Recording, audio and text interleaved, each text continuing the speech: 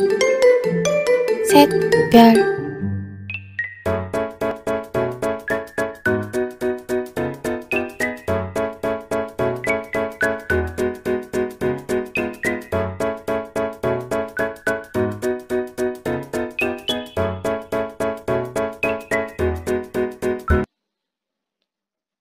Assalamualaikum warahmatullahi wabarakatuh. Kita sekarang untuk transaksi berarti video yang ketiga, tapi untuk hari ini berarti ini video yang kedua. Paham ya maksudnya ya? Di video yang beberapa minggu yang lalu itu kan sudah pembelian perlengkapan dan pembelian aset tetap. Terus video hari ini yang sebelumnya, video pertama di hari ini itu tadi sudah untuk pelunasan utang dan pencatatan penjualan jasa. Nah, di video yang kali ini kita akan ke transaksi pelunasan piutang jasa dan penerimaan kas, tapi selain dari penjualan jasa gitu. Jadi tetap stay di video ini. Jangan lupa like, comment, and subscribe ya sebelum kita belajar bareng. Tapi kalau mau like, comment, dan subscribe di belakang juga boleh, nanti diingetin lagi. Oke, selamat belajar semuanya. Oke, ini untuk bukti penerimaan kas atas pelunasan piutang jasa. Buktinya seperti ini. Nanti kita bakal belajar cara inputnya ya. Oke, bisa dilihat dulu buktinya seperti ini. Oke, di bukti transaksi yang selanjutnya itu tadi udah dilihat ya buktinya ya. Itu bukti penerimaan kas untuk pelunasan faktur, maksudnya untuk pelunasan penjualan jasa secara kredit atau pelunasan piutang jasa.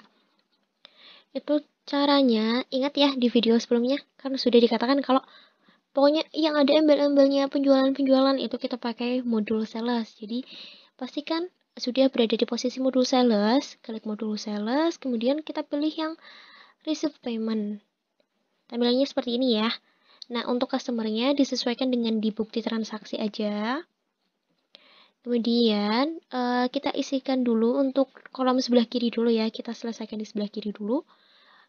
Amount receive-nya ini sesuai di bukti. Jadi 400.000. Untuk payment method, karena di sini adalah bukti penerimaan kas, berarti kan cash. Tapi bisa juga pakai cek. Nah, karena di bukti itu nggak dikatakan nomor cek, berarti kan kita menerima pembayarannya itu secara cash. Kita pilih yang cash. Untuk memonya ini dibiarkan seperti ini saja. Kemudian untuk ID-nya jangan lupa dirubah sesuai dengan nomor bukti transaksinya. Jadi yang BKM 02. Tanggalnya juga dirubah jadi 15 Desember 2020. Nah, kemudian di bagian diskon ini posisinya nggak ada nominalnya. Kalau misalnya ada, kita tinggal hapus aja kalau memang dia nggak dapet diskon. Nah, sekarang kita klik untuk bagian amount applied. Oh, sebelum diklik kalian lihat dulu di bagian out of balance, ini kan ada nominalnya ya. Nanti begitu kita klik pasti dia udah hilang. Jadi kita klik amount applied-nya, terus hilangkan dulu blok birunya, tekan tab 1 kali. Nah, out of balance-nya jadi 0. Kalau sudah silahkan diklik record. Jangan lupa untuk selalu melakukan pengecekan ya. Jadi kita cek dulu di bagian transaction journal-nya. Kita cek dengan cara klik 1 kali. Nah, di bagian sales nggak akan muncul karena kan itu adalah pelunasan. Berarti kita pilih yang bagian receipt. Dari sini ada ya, tanggal 15 Desember 2020, payment kepada Nyonya Andini. Kok kepada sih? Payment dari Nyonya Andini di debit kas sebesar 400.000, kemudian di kredit piutang usaha sebesar 400.000. Kalau sudah berarti ini transaksinya sudah tercatat. Kita lanjut ke bukti transaksi yang selanjutnya. Nah, ini untuk bukti penerimaan kas, tapi untuk transaksi selain dari penjualan jasa. Gitu ya, pokoknya semua bukti penerimaan kas tuh sebenarnya bentuknya tuh sama. Cuman buat tahu dia ini masuk ke transaksi jenis apa itu kita lihat dari bagian keterangannya gitu. Seperti ini, nanti kita belajar cara inputnya. Gitu. Oke, sekarang kita ke bukti penerimaan kas. Seperti yang sudah kalian lihat tadi, buktinya ya seperti itu.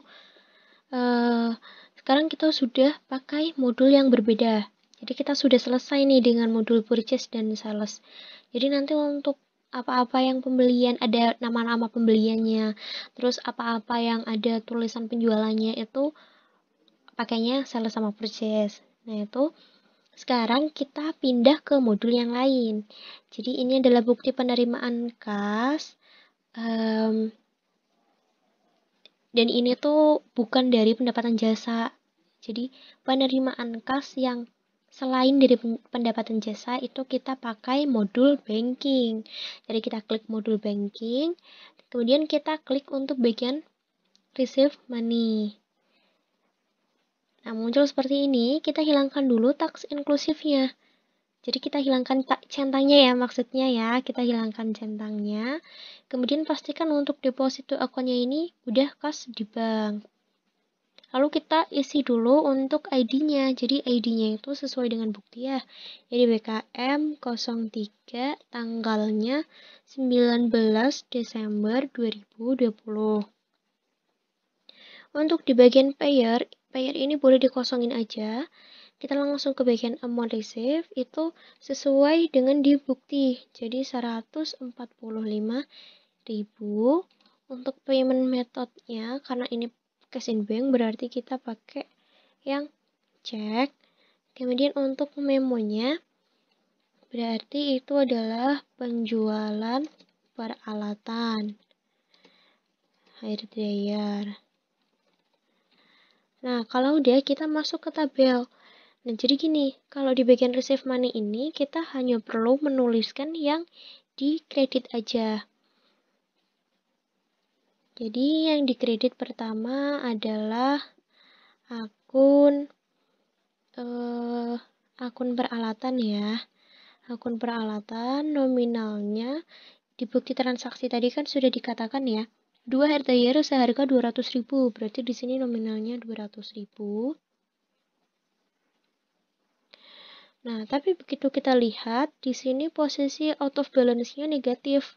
Maksud saya minus 55.000. Kenapa? Karena di sini kan kita mengisi amount receive-nya itu 145.000. Jadi yang 55.000 ini kemana gitu. Nah, dilihat lagi, diingat-ingat lagi ya di bukti transaksi tadi kan ada dengan akumulasi penyusutan. Nah, ini tuh sama aja kayak menutup peralatan dan menutup akumulasinya gitu. Kalau peralatan waktu beli posisinya debit, waktu dijual berarti kredit. Akumulasi penyusutan berarti gitu juga. Kalau pas dicatat di normalnya itu kredit, tapi ketika peralatannya ini dijual berarti akumulasinya menjadi debit gitu. Nah, berarti kita ke akun yang kedua, kita pilih akumulasi penyusutan peralatan. Nah, nominalnya sesuai di buktinya. Nominalnya adalah 10.000. Jangan lupa dikasih minus. Kenapa dikasih minus? Karena seperti yang udah aku bilang di awal ya, di tabel ini seharusnya adalah yang dikredit aja. Nah, berarti kalau misalnya ada special case atau ada kasus spesial seperti ini, di bagian debitnya itu kita kasih minus 10.000. Nah, kalau kita tap, untuk out of balance-nya itu masih ada nominalnya lagi. Padahal harusnya kan kita sampai 0. Nah, kalau kayak gini, kita cek. Untuk pengakuan penerimaan kasnya sudah, pengakuan menutup peralatannya sudah, pengakuan menutup akumulasinya juga sudah, berarti 45.000 ini adalah kerugian atau keuntungan. Nah, karena ini masih minus, berarti kan ini debit ya. Logikanya berarti 45.000 ini adalah rugi. Jadi kita isikan untuk nomor akun 8 ada laba atau rugi penjualan aset. ini muncul otomatis, biarkan saja karena kan memang 45.000 itu adalah keuntungan atau kerugiannya. Kita tap 1 kali biar blok birunya itu hilang. Nah, out of balance-nya sudah 0. Kalau sudah, bisa diklik record.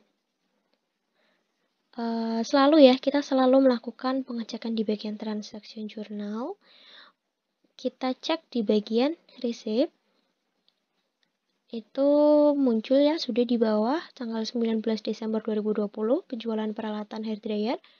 Cash in bank didapat 145.000, peralatan dikredit 200.000, kemudian ada akumulasi penyusutan peralatan didapat 10.000 dan laba atau rugi penjualan 45.000.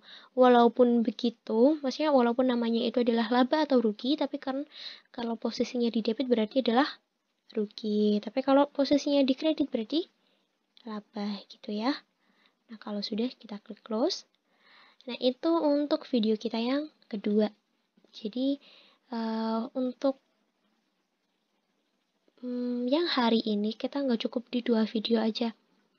Masih ada 1 video terakhir untuk bagian transaksi ya. Jadi sebelum transaksi penyesuaian maksud aku.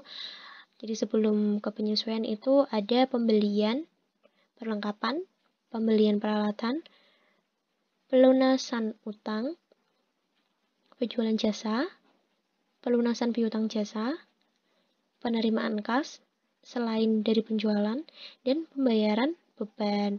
Nah, jadi tinggal 1, nanti ada di video yang ketiga. Jadi jangan melanjutkan aktivitasnya dulu, dilanjutkan dulu nontonnya, dilanjutkan dulu belajarnya di video yang ketiga gitu ya. Nanti linknya ada di bawah, saya taruh di description box gitu. Oke, cukup buat video kita yang kedua ini. Jadi jangan lupa untuk melihat video-video yang lain biar makin paham caranya menggunakan Mayop untuk perusahaan jasa gitu. Wassalamualaikum warahmatullahi wabarakatuh. Jangan lupa like, comment, and subscribe. Jangan sampai ketinggalan di video yang ketiga. Dadah!